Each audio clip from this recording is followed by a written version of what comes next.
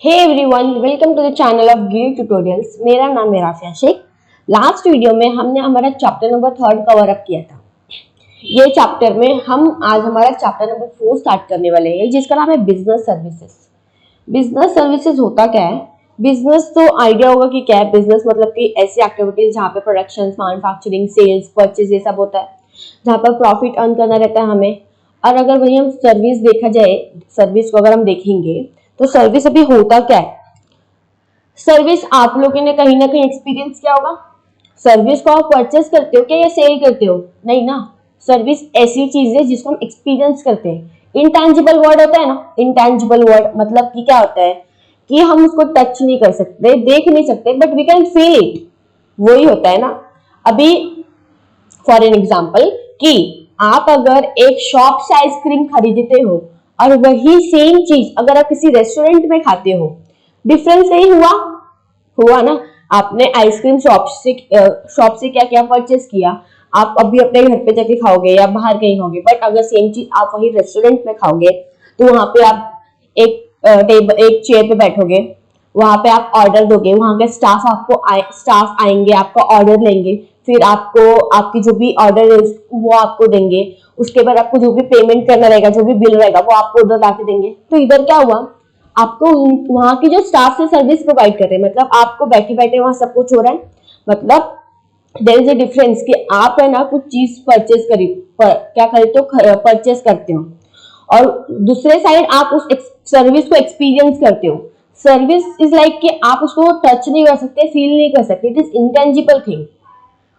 Service और जो एक फिजिकल गुड होता है, हम जिस चीज को परचेस करते हैं और जिस उसी चीज का एक्सपीरियंस करते हैं, उसमें एक डिफरेंस होता है कि हमारा जो एक फिजिकल गुड होता है, फिजिकल एक प्रोडक्ट होता है, और जो हमारी सर्विस होती है, दोनों बहुत डिफरेंस है। पूरे चैप्टर में हम यही देखने वाले हैं। सो जस्ट इतना एक आइडिया मैंने दिया कि एक्चुअली बिजनेस और सर्विस होता क्या है। अगर आप एक और एग्जांपल देखोगे कि अगर आपने एक बस भाड़े पे लिया है, क्या किया आपने, एक बस भाड़े पे लिया है और उस बस को आप चला रहे हो, तो आप सिर्फ बस भाड़े पे लेके चला रहे हो क्या? नहीं ना। अभी वहां पे आप क्या कर रहे हो कि अपने पैसेंजर्स को बस में बैठा रहे हो और उनको जहां जहां पे ड्रॉप करना आप ड्रॉप कर रहे हो। तो इधर क्या हो, आप सर्विस प्रोवाइड कर रहे हो कि आपने एक बस लिया और जहां पर जिसको जाना है आप वहां पे उसको पहुंचा रहे हो। तो इधर पे आपको मतलब कुछ फिजिकल प्रोडक्ट दिख रहा है। आपने यहाँ पे क्या किया, आप किसी को फिजिकल प्रोडक्ट बेच रहे हो क्या? नहीं ना। यहाँ पे आपने सर्विस दी कि जिसको जहां पे जाना है आप वहां पे उसको बस के थ्रू पहुंचा रहे हो। तो ये सर्विस था। अभी देखते हैं कि हमारे टेक्स्ट बुक्स में क्या लिखा है सब। इंट्रोडक्शन है कि service are intangible in nature.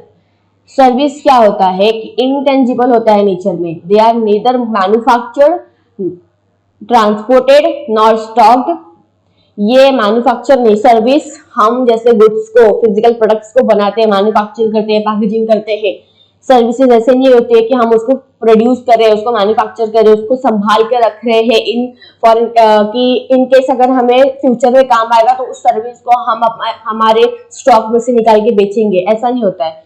Service manufacture नहीं होता, कभी ट्रांसपोर्टेड भी नहीं होता, और उसको हम स्टॉक भी नहीं करके रख सकते। Business services are those services which help in successful running of business. They are intangible in nature, heterogeneous, inseparable, inconsistent, perishable in nature and require consumer participation. अभी बिजनेस सर्विसेज ऐसी चीज होती है कि अगर आपके बिजनेस को सक्सेसफुल बनाना है तो business service you should must provide, कि आपको बिजनेस सर्विस देनी चाहिए, तब आपका एक बिजनेस कहीं सक्सेसफुल होता है। बिजनेस सर्विसेज इंटेंजिबल होते हैं, जो हमने ऑलरेडी स्टार्टिंग में देखा कि हम उसको टच नहीं कर सकते, फील नहीं कर सकते, टच नहीं कर सकते, देख नहीं सकते, but we can feel it. उसके बाद heterogeneous, inseparable, inconsistent, perishable in nature and require consumer participation. ये सब आगे हमारे हैं, हम एक एक करके देखेंगे। मीनिंग में क्या दिया है कि sometimes services are difficult to identify because they are closely associated with goods. No transfer of possession or ownership takes place when services are sold, and they cannot be stored or transported. Services are instantly perishable and they come into existence at the time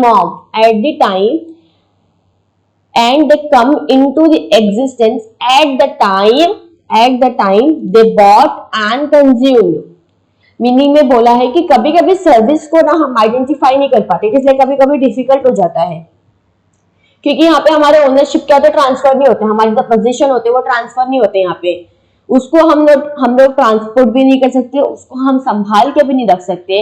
it is like कि वो कब होता है, ये service होता कब actually, जब हम किसी चीज को परचेस करते हैं और उसी चीज को जब कंज्यूम करते हैं ना, तब हमें सर्विस क्या होता है, एक फील होता है कि हाँ सर्विस दी गई है। ये था हमारा कुछ इंट्रोडक्शन एंड मीनिंग। नेक्स्ट है हमारा डेफिनेशन दिया है अकॉर्डिंग टू फिलिप कॉटलेट। इनके हिसाब से क्या है कि service is an act of performance that one party can offer to another. Service एक ऐसा एक्ट ऑफ परफॉर्मेंस है, क्या है, एक एक्ट ऑफ परफॉर्मेंस है जहां पर एक पार्टी दूसरे पार्टी को ऑफर करती है, दैट इज एसेंशियली इंटेंजिबल।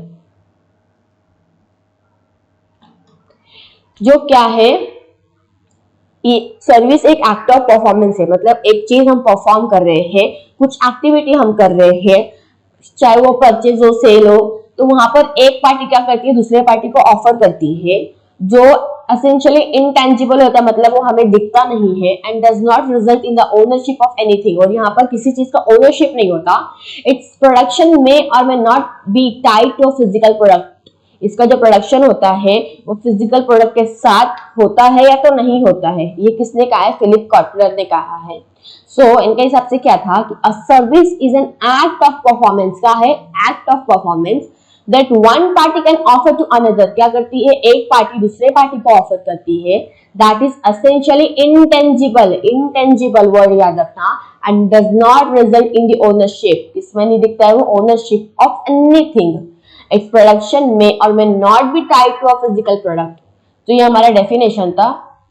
अब हमारा पहला टॉपिक है इस चैप्टर का, that is feature of services. हमें टोटल 6 फीचर्स दिए थे। First one is intangibility, inseparability, inconsistency, perishability, non-transferability, consumer participation। अभी पहला फीचर है इंटेंजिबिलिटी। ऑलरेडी हमने मीनिंग में देखा, डेफिनेशंस में देखा, इंट्रोडक्शंस में देखा कि जो सर्विस होती है वो एक इंटेंजिबल चीज है। You can touch it, you can see it, but you can feel it. ये कोई एक फिजिकल प्रोडक्ट नहीं होता जो हमें दिखता है, जिसको हम टच कर सकते हैं। ऐसा चीज नहीं जिसको हम डेमोन्स्ट्रेट करके दिखाए कि सर्विस एक्चुअली होती ऐसी है। तो ये क्या है कि सर्विस एक फिजिकल प्रोडक्ट नहीं है जिसको हम टच नहीं कर सकते, देख नहीं सकते, बट सर्विस को हम एक्सपीरियंस कर सकते हैं। और ये कौन एक्सपीरियंस करता है, बायर और रिसीवर, जो बेच रहा है और जो ले रहा है। कोई किसी को बायर जो रहता है, अगर वो किसी को कुछ सेल कर रहा है और सामने वाला रिसीवर से परचेज कर रहा है, तो दे बोथ कैन एक्सपीरियंस दी, क्या करेंगे वो एक्सपीरियंस, सर्विस क्या कर सकते हैं, एक्सपीरियंस कर सकते हैं। सर्विस जो होती है वो एक फिजिकल प्रोडक्ट नहीं होता, इसीलिए वो इंटेंजिबल है, इसीलिए, और उसको हम डेमोन्स्ट्रेट करके नहीं दिखा सकते हैं। इसीलिए जब अगर सर्विस अगर हम प्रोवाइड करते हैं ना कस्टमर्स को, तो ऐसे सर्विस प्रोवाइड करो कि कस्टमर पे एक गुड इम्पैक्ट पड़े, जिससे क्या होगा कि अगर गुड इम्पैक्ट ऐसे अगर आप सर्विस दे रहे हो ना, तो टाइम पे सर्विस दो। फॉर एन एग्जांपल कि अगर एक हमें ऑनलाइन डिलीवरी, अगर किसी शॉप से अगर हमें कुछ खरीदना है, नॉर्मल अगर हम किसी फूड जो हमारे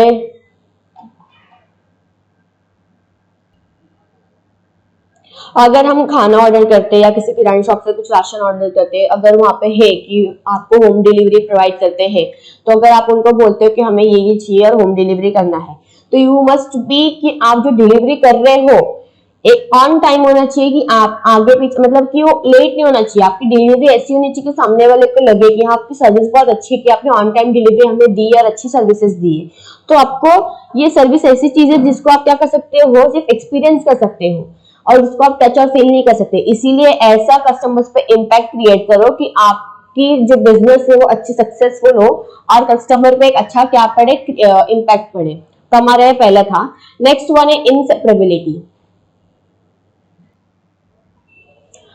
इनसेपरेबिलिटी मतलब वर्ड से थोड़ा होगा कि ये सेपरेट नहीं होगा, सर्विस का भी सेपरेट नहीं होता। ये यूनिक कैरेक्टरिस्टिक है हमारे इसका, कि जो सर्विस प्रोवाइडर होता है और जो सर्विस होता है वो कभी अलग नहीं हो सकते, because service provider he service provide करता है ना।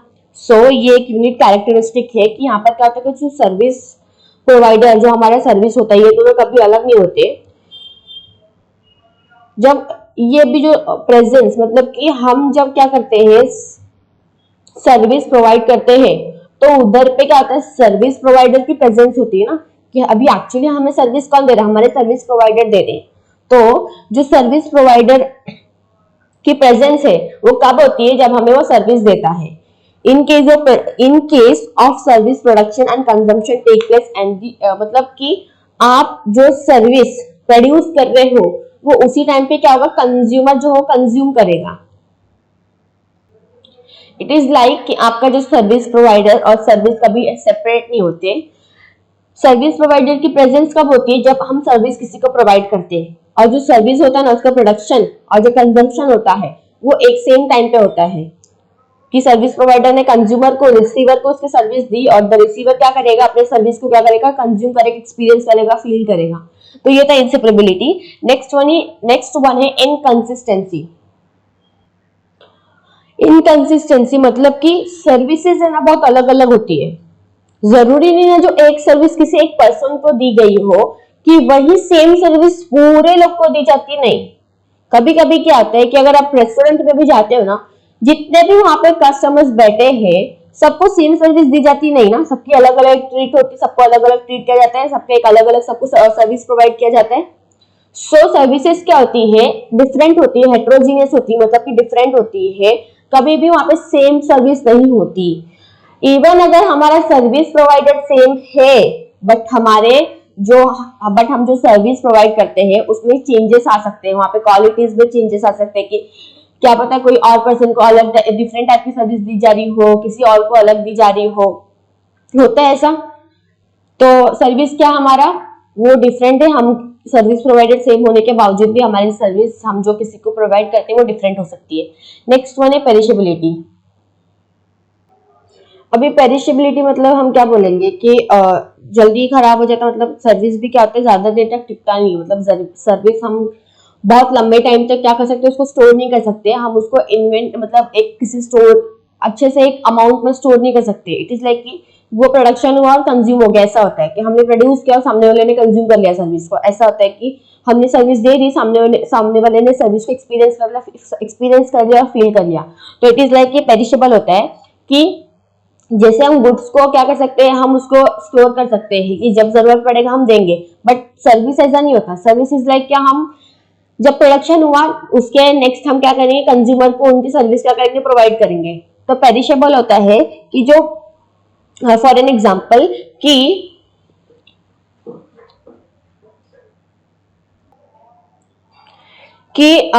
हम लोगों को क्या है कि एयरलाइन का हमें फ्लाइट है, वहां पर कुछ सीट्स खाली है, मॉर्निंग की फ्लाइट की कुछ सीट्स खाली है, तो हम उसको यूटिलाइज कर सकते हैं, आफ्टरनून की फ्लाइट में नहीं ना, इट इज नॉट पॉसिबल कि अभी वो प्लेन तो चली गई ना।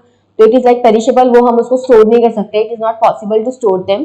तो उधर क्या होता है, प्रोडक्ट प्रोड्यूस करके हम डायरेक्ट क्या करते हैं, कंज्यूमर को उनकी सर्विस प्रोवाइड कर देते हैं। उसके बाद है हमारा next non transferability. Non transferability है ये। अभी जैसे गुड्स होता है, हम क्या कर सकते हैं, उनकी जो पोजीशन, उनकी जो ओनरशिप होती है वो हम ट्रांसफर करते हैं, बट जो सर्विस होता है ना, इट इज नॉट नेसेसरी कि जितनी भी सर्विसेज हो ना वो ट्रांसफरेबल हो नेचर में।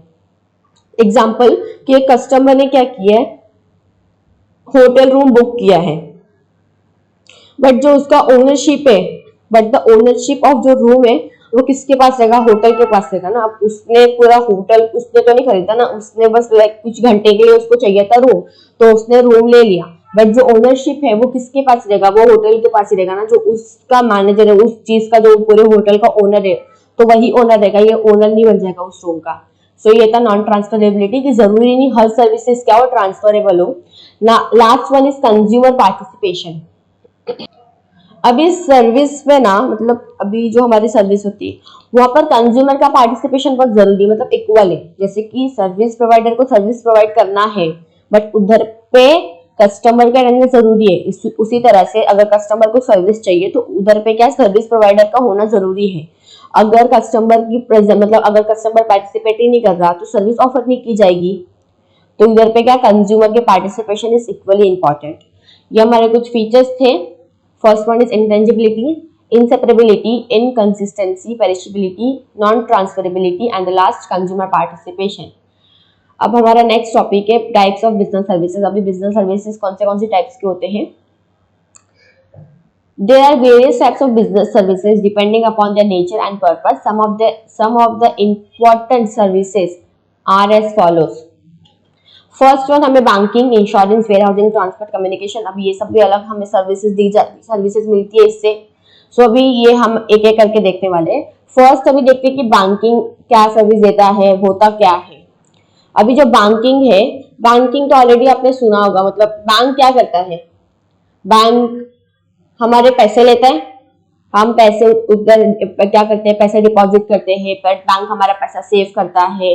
बैंक हमें अलग अलग सर्विस फैसिलिटी प्रोवाइड करता है। हमें लोन चाहिए तो बैंक देता है। बैंक अलग अलग चीजें करता है, हमें सर्विस प्रोवाइड करता है। सो अभी वही हम देखने वाले हैं, बैंक होता क्या एक्चुअली, बैंकिंग कौन सी सर्विसेज हमें देते हैं। द टर्म बैंको comes from the French word the term bank comes from the French word बैंको। जो टर्म, कौन सा टर्म, बैंक जो है वो कहां से आया? फ्रेंच से आया है। याद रखना, जो टर्म बैंक है वो कहां से आया? फ्रेंच से आया है, जिसका वर्ड है बैंको, विच मीन्स अ बेंच। मतलब क्या होता है? बेंच होता है। In earlier days, money lenders used to display coins of different currencies in big heaps or benches or tables for the purpose of lending of exchanging. पहले क्या होता था कि जो पहले मनी लेंडर्स होते थे, जो पैसे देते थे, वो क्या करते थे? बेंचेस पे, बड़े बड़े हीप्स होते थे, बेंच होते थे, टेबल होते थे, वहां पे अपने पैसे, जो अलग अलग करेंसीज होते थे, कॉइन्स होते थे, वहां पे वो क्या करते थे? डिस्प्ले करते थे, रखते थे, दिखाते थे सामने वाले को, ताकि क्या कर सके वो लेंडिंग, मतलब कोई उससे ले या एक्सचेंज करे। तो ये बैंकिंग होता है। अब मीनिंग क्या दिया है कि bank is a financial institution. Bank क्या एक फाइनेंशियल इंस्टीट्यूशन है जहाँ पे पैसे वगैरह सब होते हैं। which deals with deposits and advances and other related services। हमने देखा कि हम हमारे पैसे डिपॉजिट करते हैं, हमें लोन मिलता है, और जो भी अलग अलग सर्विसेज होती है। Bank provide various service related to money और financial requirement of consumer. Bank हमें अलग अलग सर्विसेज देता है, मनी के रिलेटेड जो रहता है ना, मनी के रिलेटेड या फाइनेंशियल, जो भी कंज्यूमर को अगर फाइनेंशियल रिक्वायरमेंट्स होती है तो ये सब कौन प्रोवाइड करता है? हमें बैंक ही प्रोवाइड करता है ना। As per the Indian Banking Regulation Act 1949, banking company means, किसके हिसाब से? Indian banking regulation act 1949, banking company मतलब क्या? Any company which transacts the business of banking in India, and the word banking has been defined as accepting for the purpose of lending on investment of deposit of money from public, repayable on the demand or otherwise, and withdrawal by check, draft and order and order or otherwise। तो इधर पे क्या था कि bank क्या करती है कि उन अपने पब्लिक से क्या करती है? डिपॉजिट एक्सेप्ट करती है, उनको जब चाहिए रहता है उनके डिमांड पे उनको रिपेबल करती है। इन्वेस्टमेंट की जरूरत है तो उनको इन्वेस्टमेंट के लिए हेल्प करती है। जो भी फाइनेंशियल रिक्वायरमेंट की जरूरत पड़ती है कंज्यूमर को, वो कौन उसको हेल्प करता है? बैंक हेल्प करता है। अभी हमें टाइप्स ऑफ बैंक दिए, बहुत सारे टाइप्स ऑफ बैंक है। First one is central, commercial, cooperative bank, development bank, exchange bank, regional rural bank, saving bank, investment bank, and the last one is specialised bank. First one central bank. Central bank सबको पता होगा क्या है, सबको idea होगा central bank क्या है, और हमारे सेंट्रल बैंक है वो कौन सा है? सबको आइडिया होगा कि हमारे इंडिया का सेंट्रल बैंक कौन सा है। हाँ, क्या होता है हमारे इंडिया का सेंट्रल बैंक कौन सा है? आरबीआई। आरबीआई क्या है हमारे? That is reserve Bank of India है। ये हमारे इंडिया का क्या है? सेंट्रल बैंक है। अभी सेंट्रल बैंक करती क्या है, इसकी क्या फीचर्स है, क्या उनका काम है? सेंट्रल बैंक क्या करती है कि जो भी पैसे के रिलेटेड होता है, मतलब कि क्रेडिट पॉलिसीज होता है, जो भी करेंसी के रिलेटेड होता है किसी भी कंट्री का, वो कौन करता है कि अगर चाहे करेंसी पॉलिसी हो, क्रेडिट पॉलिसी हो, तो ये कौन हैंडल करता है? ये आरबीआई हैंडल करती है। आरबीआई है ना कि हर एक क्या होता है, हर एक कंट्री के उनके खुद के एक सेंट्रल बैंक होते हैं। जैसे हमारे इंडिया का आरबीआई है, तो वैसे ही हर एक कंट्री का उनका क्या है? हर एक कंट्री का एक सेंट्रल बैंक है। जो इंडिया में जो रिजर्व बैंक हमारा जो RBI, reserve Bank of India है, तो वो आया कब है? It was established in 1945। वो कब एस्टेब्लिश हुआ था? 1945 को, under the reserve Bank of India act 1944। किसके अंडर हुआ था? Reserve Bank of India act 1944। अब उसके कुछ फंक्शन है कि वो करता क्या है एक्चुअली। तो वो मॉनेटरी पॉलिसी को फ्रेम करता है। जो भी मॉनेटरी पॉलिसीज हो रहे हैं, जो मेन काम होता है ना एकदम बैंक का, जो पैसे को रिलेटेड होता है एकदम एकदम जो एकदम जरूरी काम होता है बहुत, कि एक्चुअली क्या करना है, किस तरह से पॉलिसी बनानी है, क्या क्या करना है, वो ये बैंक करता है। कि जो भी मॉनेटरी पॉलिसीज है वो कौन फ्रेम करता है? हमारा आरबीआई करता है, हमारा सेंट्रल बैंक करता है। करेंसी नोट इशू कौन करता है? हमारा आरबीआई ही करता है। और ये क्या करता है? Act as a banker to the government. Government के मतलब वो एज अ बैंकर क्या करता है? एक्ट करता है गवर्नमेंट के लिए। और दूसरे जो कमर्शियल बैंक्स होते हैं इंडिया में, जितने भी, और आरबीआई को छोड़ के जो भी दूसरे बैंक होते हैं, दैट इज हमारा कमर्शियल बैंक, वो उनके लिए भी एज अ बैंकर एक्ट करता है कि जब जरूरत पड़ेगा किसी चीज का तो वो क्या करेगा? उनको प्रोवाइड करेगा। तो ये था सेंट्रल बैंक। कि हमने देखा कि सेंट्रल बैंक एक एपेक्स फाइनेंशियल इंस्टीट्यूशन है बैंकिंग इंडस्ट्री का। इंडिया का सेंट्रल बैंक आरबीआई है। उसी तरह से हर एक कंट्री का क्या होता है? एक सेंट्रल बैंक होता है। सेंट्रल बैंक कब स्टेब्लिश हुआ था? 1945 को। किसके, कौन से एक्ट में? The reserve Bank of India act 1944। उसके कुछ हमने देखे फंक्शंस की वो क्या क्या करता है। वो पहली बात तो मॉनेटरी पॉलिसी को फ्रेम करता है, करेंसी नोट्स को क्या करता है? इशू करता है, गवर्नमेंट के लिए एज अ बैंकर एक्ट करता है, और जितने भी कमर्शियल बैंक है, जो भी अदर बैंक है इंडिया में, उनके लिए भी वो क्या करता है? एज अ बैंकर एक्ट करता है। Next one, commercial bank. Commercial bank आपको आइडिया होगा। अभी जो हमारा जो सेंट्रल बैंक होता है ना, पब्लिक के, जो हमारी जनरल पब्लिक होती है ना, उनके साथ नहीं डील करती, वो बैंक के साथ डील करती है। हमने फंक्शंस में देखा ना कि वो एज ए बैंकर एक्ट किसके साथ करती है? वो सिर्फ गवर्नमेंट और जो दूसरे बैंक होते हैं ना उनके साथ एक्ट करती है। वो जनरल पब्लिक के साथ डील ही नहीं करती। उनका काम ही नहीं है कि जनरल पब्लिक के साथ डील करे। कमर्शियल बैंक अभी क्या होता है कि ये जैसे हमने देखा कि वो डील नहीं करती जो हमारे नॉर्मल पब्लिक होते हैं।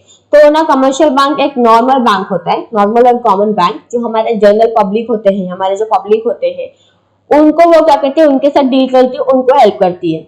कमर्शियल बैंक कंट्री के इकोनॉमिक और सोशल डेवलपमेंट में एक इंपॉर्टेंट रोल प्ले करती है। कमर्शियल बैंक क्या है? एक नॉर्मल कॉमन बैंक है जो हमारे जनरल पब्लिक के साथ डील करती है। उनको जब जरूरत पड़ता है तो वो उनको क्या करती है? हेल्प करती है। कोई भी फाइनेंशियल रिक्वायरमेंट्स है तो उनको क्या करती है? वो हेल्प करती है जब जरूरत पड़ता है। सो उसके भी कुछ फंक्शंस हमें दिए हैं। अभी कमर्शियल बैंक का जो मेन फंक्शन होता है ना, एकदम मेन फंक्शन, जो जरूरी फंक्शन हम बोलते हैं, वो ये है कि वो क्या करती है? डिपॉजिट एक्सेप्ट करती है, लोन प्रोवाइड करती है हमारे जनरल पब्लिक को। वहां से उनसे वो डिपॉजिट क्या करेगी? कलेक्ट करेगी, और जब भी उनको उनके डिमांड पे उनको लोन चाहिएगा तो वो जब भी कुछ जरूरत होगा तो वो उनको प्रोवाइड करेगी। कमर्शियल बैंक भी 3 टाइप्स के होते हैं। हमारा एक प्राइवेट सेक्टर होता है, देन पब्लिक सेक्टर और फॉरेन सेक्टर होता है। इसमें 3 टाइप्स है, दैट इज हमारा private, public and foreign. Public में क्या होता है कि जहां पर मेजॉरिटी ऑफ कैपिटल किसके पास होता है? कौन हेल्ड करता है? गवर्नमेंट हेल्ड करती है। जैसे कि एग्जांपल हमारा बैंक ऑफ इंडिया होगा, स्टेट बैंक ऑफ इंडिया हो गया। जहां पर हमारा क्या होता है? जहां पर मेजॉरिटी ऑफ कैपिटल कौन हेल्ड करता है? हमारे गवर्नमेंट हेल्ड करती है। उसके बाद हमारा, अगर हम प्राइवेट सेक्टर में देखेंगे तो जहां पर प्राइवेट सेक्टर को कौन मैनेज करता है, कौन ओन करता है? जो हमारे प्राइवेट ग्रुप ऑफ इंडिविजुअल्स होते हैं। जैसे हमने देखा था कि प्राइवेट सेक्टर होते हैं जहां पर गवर्नमेंट का कोई रोल नहीं होता।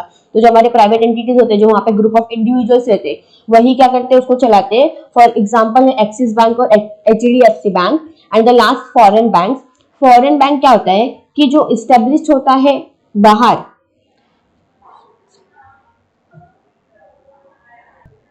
फॉरेन बैंक है ना, इंडिया के बाहर क्या किया जाता है? इस्टेब्लिश किया जाता है। और बट इसके कुछ ब्रांचेस इंडिया में होते हैं। बाहर इस्टेब्लिश कहाँ करते हैं? आउटसाइड इंडिया, बट उसका कुछ ब्रांचेस है। एग्जांपल जैसे कि सिटी बैंक, एचएसबीसी बैंक और द स्टैंडर्ड चार्टर्ड एक्सेट्रा। ये कुछ एग्जांपल थे। नेक्स्ट वन हमारा है कोऑपरेटिव बैंक। कोऑपरेटिव बैंक अभी क्या है? हमने कोऑपरेटिव सोसाइटी देखा है कि कोऑपरेटिव सोसाइटी अगर हम फॉर्म करते तो हमें एक जो उसका एक्ट होता है उसके हिसाब से हमें रजिस्ट्रेशन करना पड़ता है। तो वैसे ही कोऑपरेटिव बैंक होता है ना, तो ये कहाँ रजिस्टर्ड होता है? Under the Indian cooperative society act and regulated under banking regulation act. ये हम कहाँ रजिस्टर कर रहे हैं? इंडियन कोऑपरेटिव सोसाइटी एक्ट के हिसाब से हमें रजिस्टर करना पड़ता है। और ये रेगुलेटेड कैसे होता है? बैंकिंग रेगुलेशन एक्ट के हिसाब से। अभी जो हमारी कोऑपरेटिव बैंक होती है ना, वो क्या करते हैं, जो हमारे सेमी अर्बन्स होते हैं, जो गांव में लोग होते हैं, जो वीकर सेक्शन होते हैं, जो बैकवर्ड पीपल्स होते हैं, उनको हेल्प करती है ये। हाँ, तो कोऑपरेटिव सोसाइटी क्या करती है, उनको जो इकोनॉमिकली बैकवर्ड होते हैं, मतलब जो जिनको प्रॉब्लम होता है कुछ पैसों के देके, तो वो उनको हेल्प करती है। जो सेमी अर्बन एरियाज में होते हैं, गांव में एरिया, जो गांव में लोग होते हैं, उनको हेल्प करती है। हमारे फार्मर्स हो गए, स्मॉल प्रोड्यूसर्स हो गए, जो छोटे छोटे जिसका छोटे छोटे बिजनेस होते हैं, जिनको जरूरत होती है फाइनेंशियल रिक्वायरमेंट्स की, उनको क्या करते हैं, वो हेल्प करते हैं। अभी जो कोऑपरेटिव बैंक होता है ना, वो अलग अलग लेवल्स पे काम करता है। First one is primary credit society, second one is district central cooperative bank and the last one that is state cooperative bank. Primary, district and state, ये तीन लेवल पे कोऑपरेटिव सोसाइटी क्या करती है, काम करती है। अभी जो हमारा प्राइमरी क्रेडिट सोसाइटी, मतलब ये क्या करती है, जो हमारे विलेज लेवल होता है, एक ग्राउंड लेवल, उधर पे क्या करती, काम करती है कि विलेज लेवल पे काम करती है, जहां पर वो उन पब्लिक से, जो गांव के लोग होते हैं, उनसे डिपॉजिट एक्सेप्ट करती है। और अगर उनको कुछ जरूरत पड़ती है तो उनको क्या करती है, उनको लोन भी दिया जाता है। उनको कुछ जरूरत पड़ती है पैसों की तो उनको दिया भी जाता है। और ये जो हमारी प्राइमरी क्रेडिट सोसाइटी होती है, उनको फंड्स मिलता है, कहाँ से मिलता है, स्टेट कोऑपरेटिव बैंक और जो डिस्ट्रिक्ट कोऑपरेटिव बैंक होता है। मतलब अगर उन्होंने डिपॉजिट एक्सेप्ट कर लिया, बट अगर लोन जब देना रहता है तो वो पैसे कहाँ से आएंगे उनके पास, तो दे आर लाइक कि जो हमारे स्टेट कोऑपरेटिव बैंक होते हैं, जो हमारे डिस्ट्रिक्ट कोऑपरेटिव बैंक होते हैं, वो उनको क्या करते हैं, उनको फंड्स देते हैं for the purpose of lending. Next वो हमारा डिस्ट्रिक्ट सेंट्रल कोऑपरेटिव बैंक, जो डिस्ट्रिक्ट लेवल पे काम करती है। वो क्या करती है कि वो डिपॉजिट डिस्ट्रिक्ट लेवल पे जो लोग होते हैं वहां से वो डिपॉजिट एक्सेप्ट करती है। और इनको फंड कौन प्रोवाइड करता है, जो हमारे स्टेट कोऑपरेटिव बैंक होते हैं। प्राइमरी को हमारे स्टेट और सेंट्रल करते हैं, डिस्ट्रिक्ट को हमारे कौन करता है, जो हमारे स्टेट कोऑपरेटिव बैंक होते हैं वो प्रोवाइड करते हैं। और ये एक डिस्ट्रिक्ट लेवल पे काम करते हैं, जहां पर डिपॉजिट एक्सेप्ट की जाती है और जरूरत पड़े तो लोन प्रोवाइड की जाती है। And the last one is state cooperative bank की, जो स्टेट लेवल पे काम करती है। इनको फंड कौन प्रोवाइड करता है, जो हमारे सेंट्रल कोऑपरेटिव बैंक होते हैं और जो प्राइमरी क्रेडिट सोसाइटीज होती है, अगर जरूरत पड़े तो ये उनको फंड प्रोवाइड करती है। सो जो हम ये था कि कोऑपरेटिव बैंक तीन लेवल पे काम करती है, एक प्राइमरी लेवल पे, एक district and the last one is state. ये तीन लेवल पे काम करती है, तीनों अलग अलग लेवल पे काम करती है। जिसमें प्राइमरी को कौन फंड प्रोवाइड करता है, हमारे डिस्ट्रिक्ट और हमारे जो स्टेट होते हैं। और डिस्ट्रिक्ट को कौन करता है, स्टेट। और स्टेट को कौन करता है, हमारे सेंट्रल कोऑपरेटिव बैंक। ये था हमारे कुछ कोऑपरेटिव सोसाइटी के कि वो कौन से लेवल पे काम कर रहे हैं। और स्टेट कोऑपरेटिव बैंक है ना, ये भी देखती है कि जो हमारे प्राइमरी क्रेडिट सोसाइटी और जो हमारे डिस्ट्रिक्ट सेंट्रल कोऑपरेटिव बैंक है, कि वो किस तरह से काम कर रही है, वो भी वो क्या करते हैं, देखते हैं। तो ये हमारा था cooperative society, third one. Fourth one है डेवलपमेंट बैंक। डेवलपमेंट बैंक मतलब किसी चीज को डेवलप करने के लिए होगा कुछ, वहां पर किसी चीज को हेल्प, किसी को कुछ डेवलप करना होगा, किसी को कुछ हेल्प होगा, तो उसके लिए हेल्प करता हुआ यह बैंक। अभी यहाँ पर क्या होता है कि जो बिजनेस फॉर्म्स होते हैं हमारे, जिसको बिजनेस के लिए कुछ चाहिए रहेगा हेल्प करने के लिए, तो वो इधर पे क्या होता है कि उनको हेल्प करते हैं। किसी को बिजनेस डेवलप करना है, एक्सपांड करना है, तो यहाँ पर वो उनको हेल्प करते हैं। अभी अगर हम ये जो हमारे डेवलपमेंट बैंक है, अगर उसका एग्जांपल देखेंगे तो IFCIA, दैट इज हमारा industrial finance corporation of India. SFCA, that is state finance corporation. MSFC, जो हमारा महाराष्ट्र स्टेट फाइनेंस कॉर्पोरेशन। ये कुछ हमारे डेवलपमेंट बैंक्स के एग्जाम्पल है, जहां पर बिजनेस को अगर कुछ उनके बिजनेस के लिए बिजनेस उनको डेवलप करना है, एक्सपांड करना है, तो वो उनको हेल्प करती है और उनको एक मीडियम और लॉन्ग टर्म फंड्स का करती प्रोवाइड करती है। इनका फंक्शन ये है कि फॉर द पर्पस और एक्सपांशन, बिजनेस के एक्सपेंशन और डेवलपमेंट के लिए इनको मीडियम और लॉन्ग टर्म क्या फंड्स प्रोवाइड किया जाता है। इधर पे परचेज ऑफ डिबेंचर्स और बॉन्ड्स होते हैं, underwriting of shares issued by the public limited companies, ये इनका कुछ फंक्शंस है। नेक्स्ट वन हमारा एक्सचेंज बैंक है। एक्सचेंज बैंक क्या है, एक्सचेंज बैंक में क्या है कि हमारे जो फॉरेन एक्सचेंज, मतलब हमारा जो फॉरेन होता है ना, फॉरेन करेंसीज, वहां पे क्या होता है, वो एक्सचेंज, वहां पे ट्रांजैक्शंस होते हैं, तो ये बैंक हेल्प करती है। एक्सचेंज बैंक और जो लार्ज कमर्शियल बैंक्स होते हैं हमारे, कुछ जो कमर्शियल बैंक्स भी, जैसे कि अगर वो लार्ज कमर्शियल बैंक है तो वो क्या फैसिलिटेट करती है, फॉरेन एक्सचेंज ट्रांजैक्शंस। जो हमारे फॉरेन ट्रांजैक्शंस होते हैं उसको एक्सचेंज करने के लिए ये बैंक हमें हेल्प करती है। एग्जांपल हमें दिया है Barclays bank, bank of Tokyo, ये कुछ एग्जांपल्स है उनके। इनका फंक्शन क्या है कि तो ऑब्वियसली एक्सचेंज बैंक में तो फॉरेन जो हमारे ट्रांजैक्शंस होते हैं उसके लिए ये हेल्प करती है। Issue of letter of credit, discount of bills of exchange, remittance of dividend, interest and profit, ये सब इनके क्या इनके फंक्शंस है। उसके बाद है रीजनल रूरल बैंक। आइडिया आ गया होगा मतलब कि क्या होगा, ये कौन सा बैंक है, किस चीज के लिए हेल्प करता होगा। अभी जो रीजनल रूरल बैंक है हमारा, इधर पे क्या होता है कि इस्टेब्लिश कब हुआ था 1975 को, और जो हमारे रूरल एरियाज होते हैं, जो हमारे गांव के लोग होते हैं, उनको हेल्प करती है ये। उनका एम क्या है कि वहां पर बैंकिंग ऑब्जेक्टिव्स थोड़ा क्या हो डेवलप हो, वहां पर भी कुछ बैंक के रिलेटेड हो, आइडिया हो उनको कि वहां पे भी हेल्प की जाती है, फाइनेंशियल रिक्वायरमेंट्स उनको प्रोवाइड की जाएगी। तो ये ना एस्टेब्लिश हुआ था 1975 में। और ये बैंक को स्पॉन्सर्ड कौन करता है, जो हमारे लार्ज पब्लिक सेक्टर बैंक होते हैं वो इनको स्पॉन्सर करते हैं, जहां पर जो कैपिटल होता है, that is capital of RRB, जो अभी रीजनल रूरल बैंक के जो कैपिटल्स होते हैं उसको कंट्रीब्यूट कौन करता है, जहां पर सेंट्रल गवर्नमेंट का 50% होता है, स्टेट गवर्नमेंट का 15 एंड द स्पॉन्सर्ड बैंक 35%। जहां पर रीजनल रूरल बैंक जो हमारा आरआरबी है, उनके जो कैपिटल्स होते हैं उनको कौन कंट्रीब्यूट करता है, तो उनका किसका कितना वहां पे परसेंटेज है। तो हमारे सेंट्रल गवर्नमेंट जो होते हैं वो 50% करते हैं, हमारा स्टेट गवर्नमेंट 15, और जो स्पॉन्सर्ड बैंक्स होते हैं वहां पे 35% क्या करते हैं, कैपिटल कंट्रीब्यूट करते हैं। यहाँ पर क्या होता है कि जो हमारे रूरल और सेमी अर्बन एरियाज होते हैं वहां पर वो क्या करते हैं कि उनके डिपॉजिट एक्सेप्ट किए जाते हैं और उनको लोन प्रोवाइड किया जाता है। जो भी हमारे मार्जिनल फार्मर्स होते हैं, जो छोटे छोटे जिन बहुत गांव में जिनके छोटे छोटे फार्मर्स होते हैं, जो छोटा छोटा बिजनेस करते हैं, उनको क्या करते हैं ये बैंक हेल्प करती है। सेविंग बैंक आइडिया होगा, मतलब कि कुछ सेविंग के रिलेटेड होगा कि इस बैंक का मेन ऑब्जेक्टिव ये था कि उनको सेविंग का एक जो हैबिट होता है, मतलब कि स्पेशली रूरल एरिया जो होते हैं वहां पे क्या होता है, मतलब सेविंग नहीं होती, तो वहां पर एक सेविंग का एक हैबिट क्रिएट होगी, लोग सेव करे पैसों को, ये नहीं कि खर्चा करते जाए, आ रहा है तो खर्चा, मतलब मोस्टली क्या होता है कि आते हैं जहां पर जरूरत पड़ती है वहां पे वो खर्चा कर देते हैं। तो ये इस बैंक का मेन ऑब्जेक्टिव क्या था कि वो सेव करे। एग्जाम्पल हमें ये है कि postal saving bank, commercial bank and the cooperative bank, से कुछ एग्जांपल्स है। ये बैंक क्या करती है, जो पब्लिक अगर उनके स्मॉल सेविंग्स है उनको क्या करती है, एक्सेप्ट करती है। और जिसका भी फिक्स्ड इनकम होगा, तो किसी का फिक्स्ड इनकम है या किसी को जिसको भी नॉर्मल जितनी सैलरी मिलती है उनमें होता है कि वो उनकी जो भी एक फिक्स सैलरी इनकम हो या कोई भी स्मॉल जिनका छोटा सा थोड़ा बहुत भी सेविंग होता है, वो बैंक हेल्प करती है कि वो उनके पैसों को सेविंग करें और उनमें एक सेविंग का हैबिट का वो डेवलप हो। ये था हमारा बैंक। नेक्स्ट वन है इन्वेस्टमेंट बैंक। इन्वेस्टमेंट बैंक जहां पर इन्वेस्टमेंट के रिलेटेड कुछ होगा।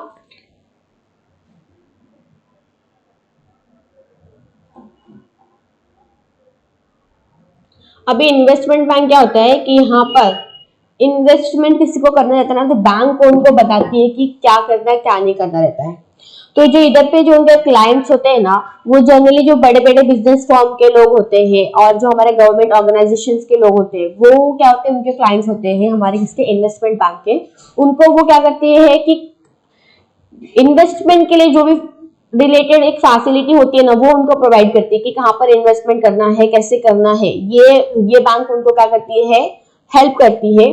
और यहाँ पर मतलब मोस्टली वो जनरल पब्लिक जो होते हैं ना उनके साथ डील नहीं करती है। हमने देखा कि यहाँ पे जो हमारे जितने बैंक है सेंट्रल बैंक को छोड़ के, ये जो commercial cooperative development exchange development bank में हमने अगर देखेंगे तो हमने कमर्शियल कोऑपरेटिव में देखा, एक्सचेंज में देखा, रीजनल रूरल में देखा, सेविंग बैंक में, चार बैंक में देखा कि मोस्टली क्या करती है, जो हमारे जनरल पब्लिक होते हैं, जो लोकल पीपल्स होते हैं, उनको वह हेल्प करती है।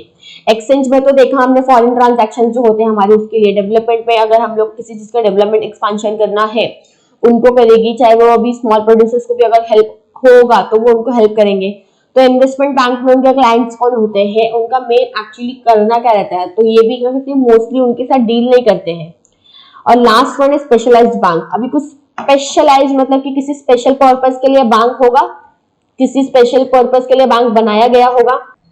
अभी जो हमारा स्पेशलाइज्ड बैंक है ना, कि अगर किसी बिजनेस को सेटअप करना है स्पेसिफिक एरिया में, उस चीज के लिए क्या करती है, बैंक हेल्प करती है हमें।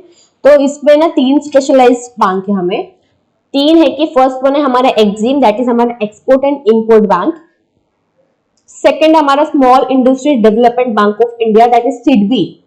पता होगा आपको सिडबी क्या है।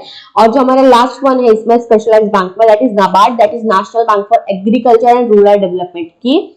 एग्जिम में क्या है, फर्स्ट हमने तो देखा हमारा एक्सपोर्ट इंपोर्ट बैंक जो है हमारा, जो इसमें स्पेशलाइज्ड बैंक है, जो फर्स्ट स्पेशलाइज्ड बैंक है एक्सपोर्ट और इंपोर्ट बैंक, इधर पे क्या होता है कि जो हमारे एक्सपोर्टर्स और इंपोर्टर्स होते हैं ना कंट्री के, मतलब उनको वो हेल्प करती है ताकि हमारे जो भी कंट्री के मतलब हमारे कंट्री के इंटरनेशनल ट्रेड को क्या कर सके, प्रमोट कर सके। तो इधर पे वो इनको कौन जो हमारे इधर पे किसको हेल्प की जाती है, जो हमारे कंट्री के इंपोर्टर्स एक्सपोर्टर्स होते हैं उनको हेल्प किया जाता है, उनको फाइनेंस किया जाता है कि वो हमारे जो हमारे कंट्रीज के ट्रेड को क्या करे, प्रमोट कर सके। नेक्स्ट वन है हमारा सिडबी, स्पेशलाइज्ड बैंक में हमारा जो नेक्स्ट स्पेशलाइज्ड बैंक है वो दैट इज हमारा SIDBI, that is Small Industries Development bank of India.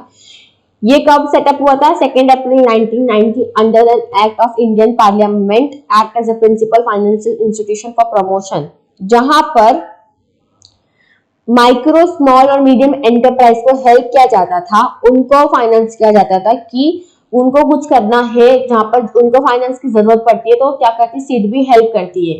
ये किसको हेल्प करती है, micro small and medium enterprise sectors को, as well as the coordination of functions of institutions engage in similar activities. यहाँ पर कि जो हमारे छोटे छोटे बहुत छोटे छोटे जो माइक्रो स्मॉल मीडियम एंटरप्राइज होते हैं उनको अगर फाइनेंशियल की जरूरत पड़ती है तो वो क्या करती है, ये स्पेशलाइज्ड बैंक उनको हेल्प करती है। स्पेशलाइज्ड बैंक में जो लास्ट स्पेशलाइज्ड बैंक है हमारा नाबार्ड, दैट इज हमारा national bank for agriculture and rural development, मतलब ये कुछ होगा एग्रीकल्चर के रिलेटेड। तो ये क्या है कि एग्रीकल्चर और रूरल सेक्टर में ये जो होता है, मतलब जहां पर एग्रीकल्चर के रिलेटेड होगा, जहां पर रूरल एरियाज पे जहां पर जरूरत पड़ती है एग्रीकल्चर के रिलेटेड, वहां पे उनको फाइनेंस की जाती है। नाबार्ड शॉर्ट टर्म और लॉन्ग टर्म क्या करता है, क्रेडिट प्रोवाइड करता है रूरल एरियाज को। तो ये कुछ हमारे टाइप्स ऑफ बैंक थे हमने जो देखे। अभी हमारा नेक्स्ट टॉपिक है न्यू मॉडल्स ऑफ बैंकिंग, मतलब अभी बैंकिंग के कुछ नए मॉडल्स आए वो देखेंगे। न्यू मॉडल्स ऑफ बैंकिंग है, एक्चुअली मैंने इधर पे लिखा नहीं, अगर आप अपने टेक्स्ट बुक में देखोगे तो हमें 2 टाइप्स के न्यू मॉडल्स ऑफ बैंकिंग दिया है। फर्स्ट वन इज हमारा small finance bank and the second one is payment bank. तो स्मॉल फाइनेंस बैंक क्या है, ये बैंक है ना, मतलब कि क्या करती है कि जिसको जो हमारे छोटे छोटे जो लोग होते हैं, मतलब कि जो हमारे मार्जिनल फार्मर्स हो गए, जिनके छोटे छोटे बिजनेस होते हैं, उनको हेल्प करती है ये, मतलब कि जो दूसरे बैंक इनको कुछ फैसिलिटीज प्रोवाइड नहीं करते ना, तो हमारे जो स्मॉल फाइनेंस बैंक होते हैं ना वो इनको हेल्प करती है।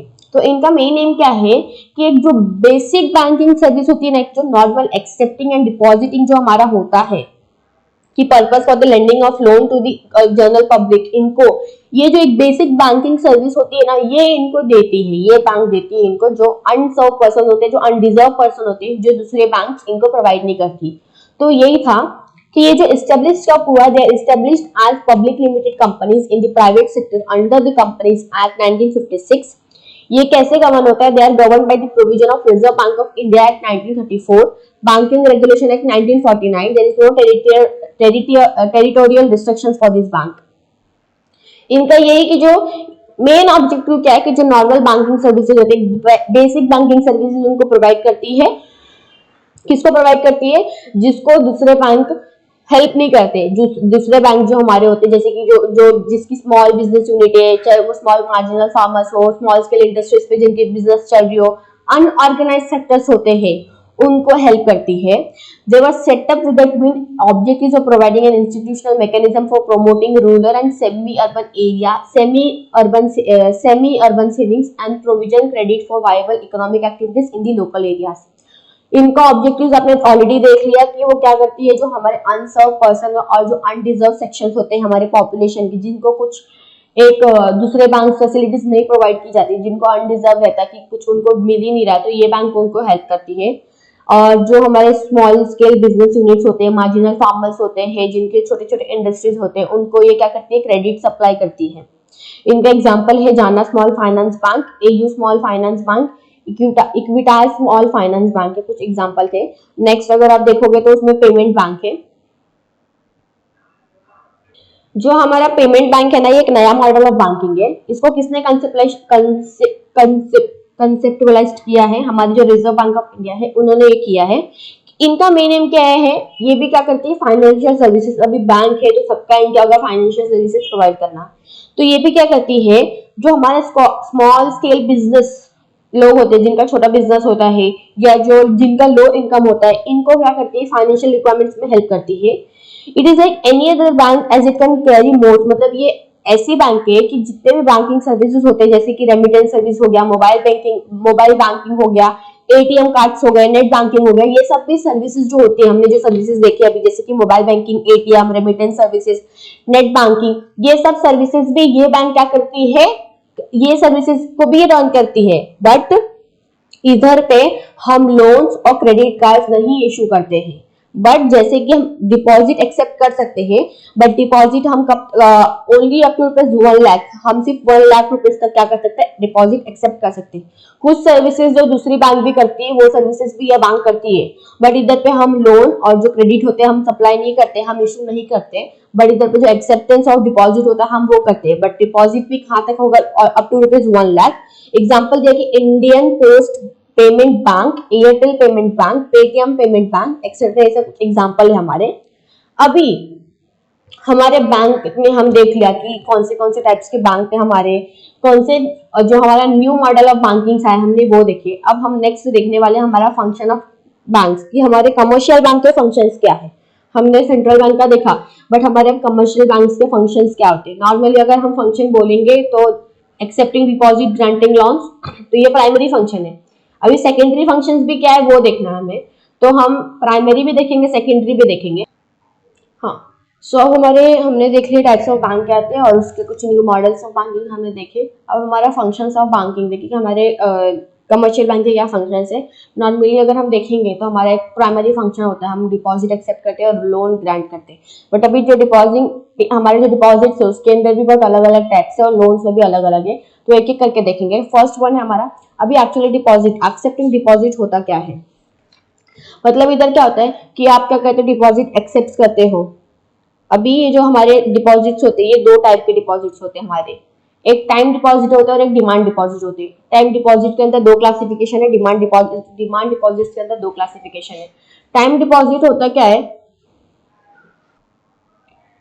एक्सेप्टिंग डिपॉजिट मतलब ऑलरेडी पता है कि हम क्या करते हैं, डिपॉजिट एक्सेप्ट करते हैं इंडिविजुअल ऑर्गेनाइजेशन से। अब ये जो डिपॉजिट से दो टाइप के डिपॉजिट है, टाइम और डिमांड। अभी देखिए कि टाइम डिपॉजिट होता क्या है। टाइम डिपॉजिट होता है मतलब कि हम टाइम डिपॉजिट को हम टाइम डिपॉजिट कहते हैं। ये कस्टमर को क्या कर देते हैं, हम पे कर देते हैं, उन्होंने पैसा दिया हम उसको फिर रीपे कर देंगे। जब तक एक टाइम के लिए हम डिपॉजिट करते हैं उस टाइम तक उनका, जब हमारा वो टाइम एक्सपायर हो जाता है हम उसको क्या कर देते हैं, पे कर देते हैं, तो उसको हम क्या कर देते हैं, टाइम डिपॉजिट कहते हैं। अब उसके अंदर दो डिपॉजिट है, first one is fixed deposit and second one is recurring deposit. Fixed deposit तो मतलब आइडिया होगा, मतलब कि यहाँ पर क्या होता है कि हम एक फिक्स्ड अमाउंट को क्या करते हैं, एक फॉर फिक्स पीरियड के लिए क्या कर देते हैं, रख देते हैं, और वहां पे एक फिक्स रेट ऑफ इंटरेस्ट है कि आपने एक इतने अमाउंट को इतने साल के लिए रख दिया गया है और आप पे इतना एक इंटरेस्ट है। ये हमारा क्या होता है, फिक्स्ड डिपॉजिट होता है। यहाँ पर जो रेट ऑफ इंटरेस्ट है, यहाँ पर जो हमारा रेट ऑफ इंटरेस्ट है वो ज्यादा रहता है हमारा, मतलब कि हम जो फिक्स डिपॉजिट में हमारा जो रेट ऑफ इंटरेस्ट हमें मिलता है वो ज्यादा रहता है as compare to the saving bank और जो भी अलग अलग डिपॉजिट पीरियड होते हैं। मतलब आपने कितने टाइम के लिए डिपॉजिट किया सॉरी, कि आपने कितने टाइम के लिए डिपॉजिट किया है उसके हिसाब से आपका रेट ऑफ इंटरेस्ट रहता है। यहाँ पे रेट ऑफ इंटरेस्ट ज्यादा रहता है as compare to the saving account. Recurring deposit हम देखेंगे तो यहाँ पे क्या होता है कि जो हमारे सैलरी पर्सन होते हैं यहाँ पर जिनका रेगुलर इनकम आते रहता है, वो इनके उन लोग क्या करते हैं यहाँ पे अपने डिपॉजिट्स करते हैं कि एक सर्टन अमाउंट क्या करते हैं वो हर एक महीने की, किसी का एक मंथली इनकम आता है उसमें से वो कितने कितने कि आप कितना मंथली इनकम आप सेव कर रहे हो। तो इधर पे क्या है कि आप जो हमारा रिकरिंग डिपॉजिट है ये किसके लिए है, फॉर द पर्सन जो सैलरी पर्सन होते हैं जिनका एक फिक्स्ड इनकम होता है, जिनका रेगुलर इनकम होता है, वहां पर वो कुछ सम ऑफ अमाउंट क्या करते हैं, हर महीने क्या करते हैं, डिपॉजिट करते हैं। यहाँ पे जो रेट ऑफ इंटरेस्ट रहता है वो हायर रहता है, which is similar to the fixed deposit account, मतलब कि कुछ थोड़ा बहुत सिमिलर रहेगा हमारा फिक्स्ड डिपॉजिट अकाउंट से। यहाँ पर एक पासबुक अलग से दिया जाता है ताकि वो देखेंगे कि आप जो उनका रिकरिंग डिपॉजिट अकाउंट है कि कितना निकाला है, कितना डिपॉजिट करे, तो उनको एक सेपरेट पासबुक दिया जाता है। यह था हमारा टाइम डिपॉजिट के अंदर दो टाइप के डिपॉजिट्स। अभी हमारे जो डिमांड डिपॉजिट्स है, हमने देखा कि टाइम डिपॉजिट आपको पता है कि हम टाइमली जब एक्सपायर्ड हो जाता है टाइम की, जितने इतने टाइम के लिए आपने रखा था इतने टाइम के बाद आपको मिल जाएगा, जो भी रेट ऑफ इंटरेस्ट है यू हैव टू पे। अभी उसके बाद है डिमांड डिपॉजिट, मतलब अभी इधर क्या होगा कि जब डिमांड होगा तब हम क्या करेंगे, हमारे जो भी है हम ले सकते हैं। तो डिमांड डिपॉजिट की कस्टमर्स को जब भी चाहिए रहता है, जब वो डिमांड करते हैं तब वो क्या करेंगे, वहां से अपने डिपॉजिट्स को ले सकते हैं। दैट मीन्स कि मनी, वो कस्टमर अपने विश पे क्या कर सकते हैं, वो मनी क्या कर सकते हैं, विड्रॉ कर सकते हैं। किससे? Withdrawal slips, cheques, ATM card, online transfer, ये सबसे क्या कर सकते हैं, अपने पैसे वो क्या कर सकते हैं, विड्रॉ कर सकते हैं। इसके अंदर भी दो है, दैट इज हमारा सेविंग अकाउंट और करेंट अकाउंट। सेविंग अकाउंट और करेंट अकाउंट क्या है? सेविंग अकाउंट किसके लिए, मतलब कि अभी जैसे हमने देखा कि रिकरिंग डिपॉजिट में जिनका रेगुलर इनकम सैलरी पर्सन होते हैं, वैसे सेविंग अकाउंट किसके लिए होता है कि जिनका फिक्स्ड इनकम होता है, जो सैलरी और वेजेस जो अर्न करते हैं, ये उनके लिए, मतलब ये ऑपरेट करते हैं उधर पे अपने, वो जो भी पैसे आएंगे मंथली मंथली वो वहां पे क्या करेंगे, सेव करेंगे। अभी इधर पे जो मेन एम है इस ये सेविंग अकाउंट का, कि इधर पे सेविंग हैबिट उनको क्या करना है, डेवलप करना है। यहाँ पर क्या होता है कि कोई रिस्ट्रिक्शंस नहीं रहते कि आप कितना पैसा निकाल रहे हो। इधर पे जो हमारा रेट ऑफ इंटरेस्ट रहता है वो कम रहता है। Interest is credit monthly, quarterly, half yearly, yearly basis on this account. यहाँ पे passbook facility, balance on SMS, account statement facilities, ये सब भी क्या फैसिलिटीज जो होती है ये प्रोवाइड की जाती है अकाउंट होल्डर्स को, जिनके सेविंग अकाउंट होते हैं। तो ये कुछ फैसिलिटीज है, कौन से passbook facility, balance on SMS, account statement, ये जो फैसिलिटीज है उनको क्या की जाती है, प्रोवाइड की जाती है। तो ये हमारा सेविंग अकाउंट था। नेक्स्ट है करंट अकाउंट। करंट अकाउंट किसके लिए? जो हमारे बिजनेस फर्म होते हैं और जो हमारे कमर्शियल ऑर्गेनाइजेशन होते हैं वो ये अकाउंट ऑपरेट करते हैं। मतलब अभी जैसे कि हमारे एजुकेशनल इंस्टीट्यूशंस हो गए, हॉस्पिटल्स हो गए, ये क्या करते हैं, इस अकाउंट को क्या करते हैं, ऑपरेट करते हैं। जिनका डेली का बैंकिंग ट्रांजेक्शन होता है, जिनको daily to daily banking transaction related कुछ होता है, तो ये क्या करते हैं, वो इस बैंक को क्या करते हैं, ये करंट अकाउंट यूज करते हैं। इधर पे क्या होता है, मैंने बोला था कि सेविंग अकाउंट में रिस्ट्रिक्शंस नहीं होते, बट सॉरी, सेविंग अकाउंट में रिस्ट्रिक्शंस होता है और करंट अकाउंट में रिस्ट्रिक्शंस नहीं होते हैं। यहाँ पर क्या होता है कि कोई भी रिस्ट्रिक्शंस नहीं है कि आपको कितना अमाउंट निकालना है, बट सेविंग में आपको रिस्ट्रिक्शंस है अमाउंट के रिलेटेड, बट करंट में आपको कोई रिस्ट्रिक्शंस नहीं होते हैं कि आपको कितना अमाउंट निकालना है। कोई भी इंटरेस्ट उनको पे नहीं करना रहता। ओवरड्राफ्ट फैसिलिटीज भी उनको दी जाती है। For current account provide statement of account every month. ये कुछ हमारा था, हमने देख लिया। हमारे एक्सेप्टिंग डिपॉजिट्स के रिलेटेड कुछ था, जो हमारा एक प्राइमरी फंक्शन होता है जिसमें हमारा एक्सेप्टिंग डिपॉजिट है। नेक्स्ट वन हमारा ग्रांटिंग लोन्स है। ग्रांटिंग लोन्स में क्या है, लोन है। अभी लोन तो आपको पता है कि अभी लोन के भी 3 टाइप्स है, दैट इज हमारा शॉर्ट टर्म, मीडियम और लॉन्ग टर्म। मतलब यहाँ पे क्या होता है कि लोन जो हमारे कमर्शियल बैंक प्रोवाइड करते हैं हमारे बिजनेसमैन को, जिसको भी जरूरत पड़ता है, किसी को जरूरत है किसी चीज के लिए, तो वो क्या कर सकते हैं, वो लोन उनको प्रोवाइड करती है। कौन प्रोवाइड करता है? बैंक करती है। और जितने भी लोन, जितना अमाउंट ऑफ लोन लिया गया है, जितना भी अमाउंट ऑफ लोन दिया गया, उस पर एक रेट ऑफ इंटरेस्ट भी चार्ज किया जाता है। अभी फर्स्ट हमारा शॉर्ट टर्म लोन से, इधर पे क्या होता है कि 1 साल का, मतलब अब इधर पे क्या होता है शॉर्ट टर्म में, कि इधर पे 1 साल तक का रहता है, or for a period up to 1 year to meet working capital requirements. Medium में क्या होता है, 1 साल से 5 साल तक रहता है, और लॉन्ग टर्म में 5 साल से ज्यादा तक रहता है। तो ये हमारे कुछ लोन थे। एडवांसेस में देखेंगे cash credit, overdraft and the discounting of bill of exchange. First क्या है, कैश क्रेडिट। अब ये जो कैश क्रेडिट फैसिलिटीज होती है किसको दी जाती है, ये जो हमारे करंट अकाउंट होल्डर और जो सेविंग अकाउंट होल्डर्स होते हैं, इनको ये फैसिलिटी, ये कैश क्रेडिट का एक एडवांस होता है, ये उनको दिया जाता है। इसका जो रेट ऑफ इंटरेस्ट रहता है, कैश क्रेडिट का रेट ऑफ इंटरेस्ट ज्यादा रहता है, और एक सेपरेट कैश क्रेडिट अकाउंट भी बनाया जाता है। नेक्स्ट हमारा ओवरड्राफ्ट। ओवरड्राफ्ट क्या है कि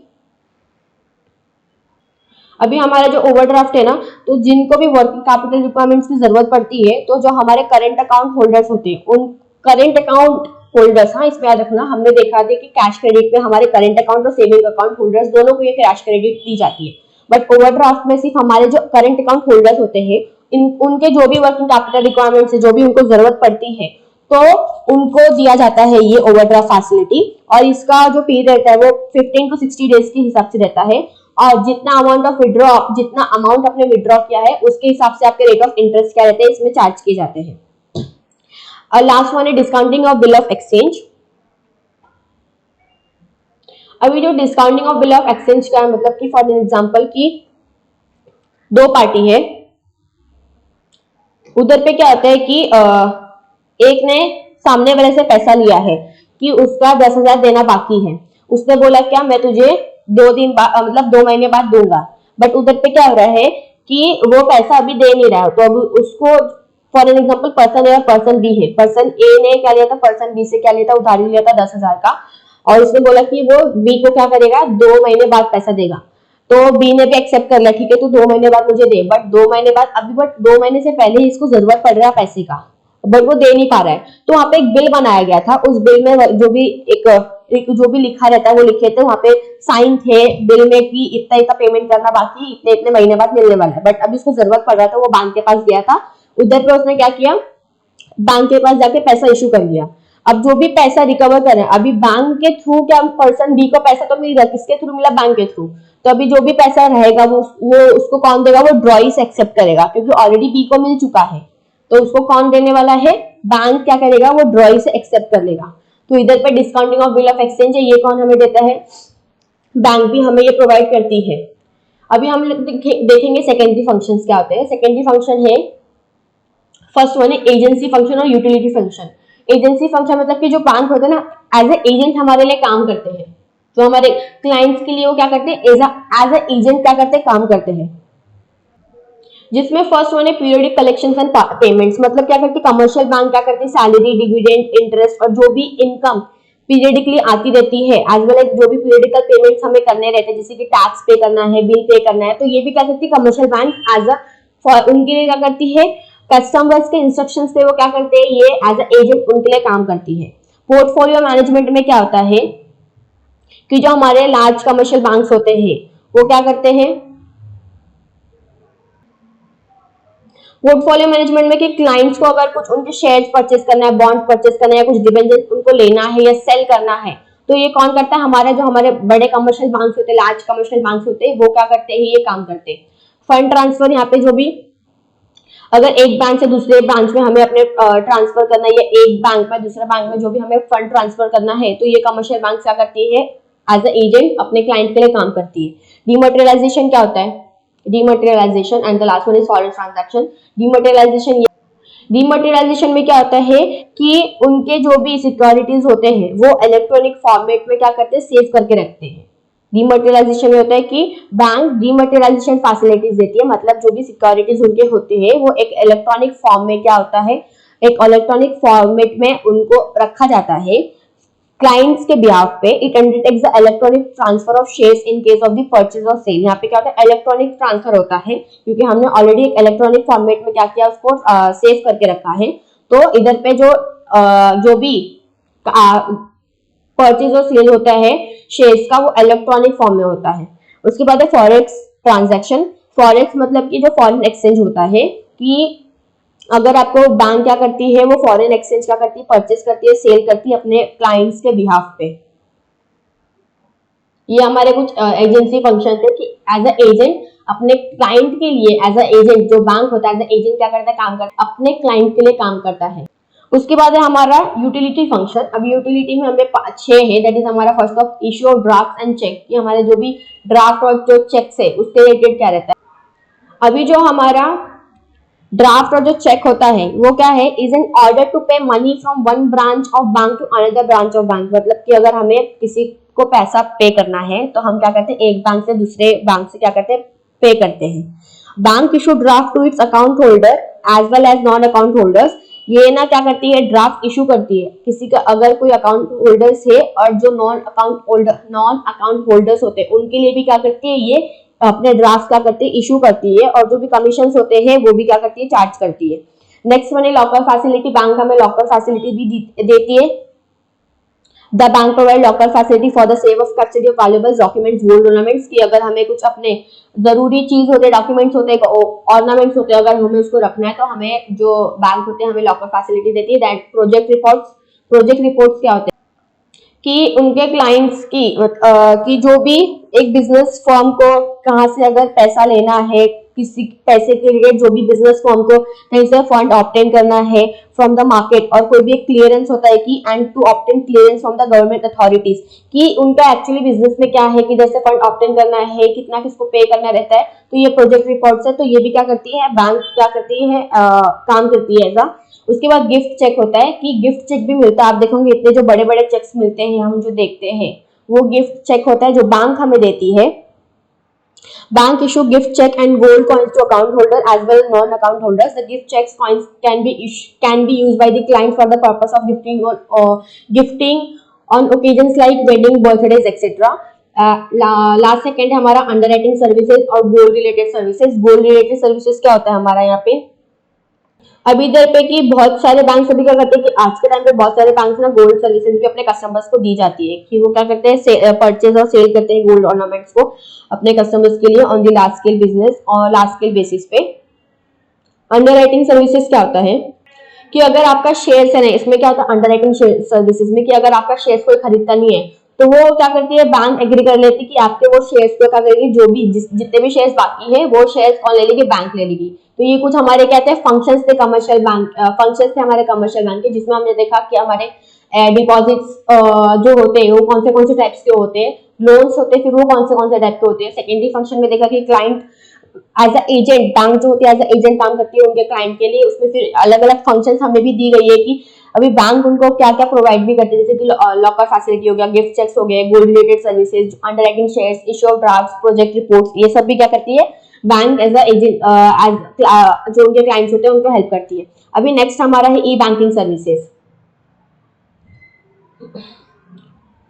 या अल्लाह, आई एम थिंकिंग कि मैं इसको करूं।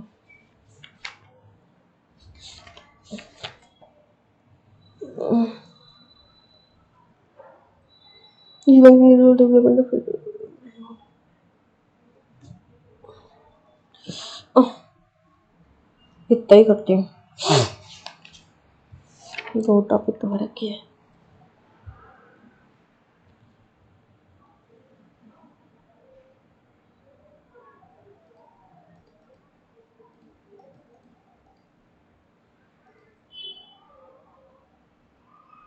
हमारा ये जो नेक्स्ट टॉपिक है ई बैंकिंग हम नेक्स्ट वीडियो में कवर अप करेंगे। आई होप आपको वीडियो अच्छा लगा। ऐसा और वीडियो अगर video I hope so video अच्छा लगा तो प्लीज़ वीडियो को लाइक करना, शेयर करना, कमेंट करना, ऐसा और लाइक करना, शेयर करना ऐसे और वीडियोज़ के लिए चैनल को सब्सक्राइब करना और बेल आइकन प्रेस करना।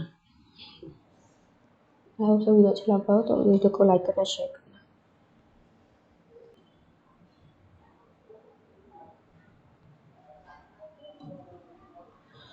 हमारा जो नेक्स्ट टॉपिक है ई बैंकिंग सर्विसेज, हम वो क्या करेंगे नेक्स्ट वीडियो में कवर अप करेंगे और जो भी हमारे नेक्स्ट टॉपिक्स बचे हुए नेक्स्ट वीडियो में कवर अप कर लेंगे। तो अगर आपको वीडियो अच्छा लगा हो तो वीडियो को प्लीज लाइक करना, शेयर करना, ऐसे और वीडियोस के लिए चैनल को सब्सक्राइब करना और बेल आइकन को प्रेस करना।